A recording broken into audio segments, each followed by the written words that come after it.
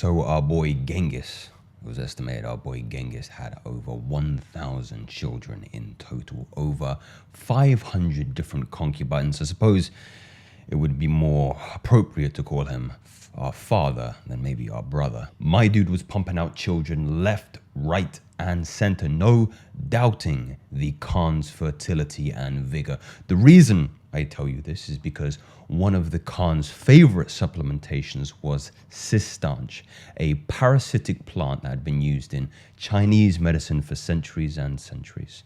Parasitic in its description due to its inability to photosynthesize. It actually relies on host plants for sustenance.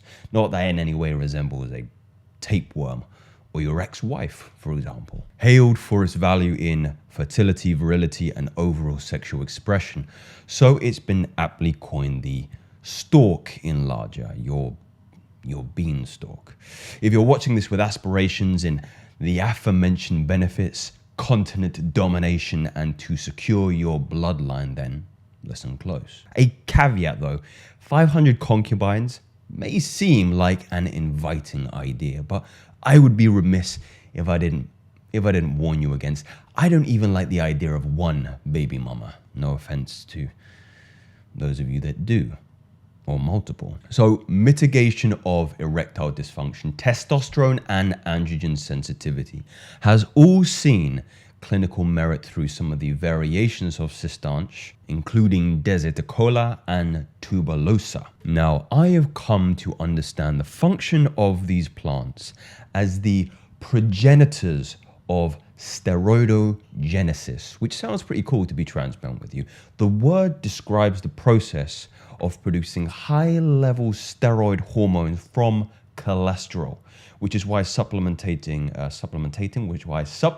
with a high-fat diet is advisable if you're supplementing with Cistanche. You can think of this as your starting materials to build a building, the precursors of pregnenolone, which is critical to synthesize androgens from. There is this curious phenol compound present in Cistanche known as echinocide, which is fundamentally neuroprotective, by the way. I know we're discussing this in the context of androgenic activity, but there is much merit and evidence in its treatment of Alzheimer's disease, Parkinson's, and vascular dementia. There was actually a study done on mice where they noted the protective effects on the hippocampal structures.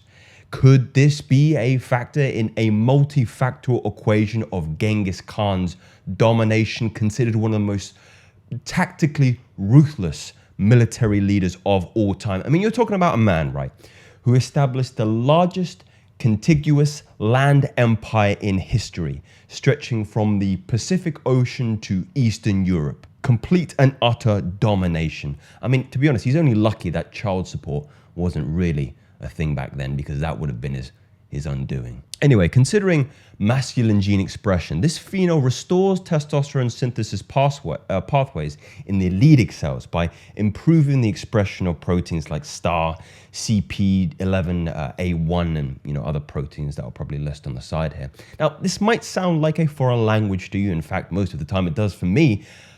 But you can interpret this better as testicular steroids or steroid pathways from your stalk and stones.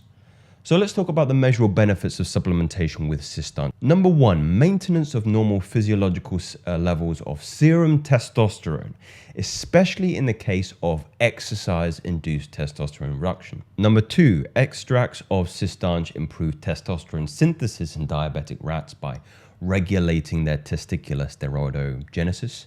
It also regulates the hypothalamic pituitary testicular axis, which controls your testosterone production. This next one is a cool one. It's the promotion of protein synthesis and inhibition of protein degradation related to testosterone production. So you keep the protein working for longer fundamentally. You're not breaking down. And number five, finally, it supposedly contains some compounds called glycosides that can potentially interact with androgen receptors. Now, what does this all mean to you? Well, at least experimentation, especially if ensuring your genetic lineage and bloodline is in the cards. I was about to say Khans there. Maybe it's an interesting synchronicity there. Or following in Genghis' steps for continental domination is a personal aspiration of yours. Facts, no theories, brothers. Speak soon.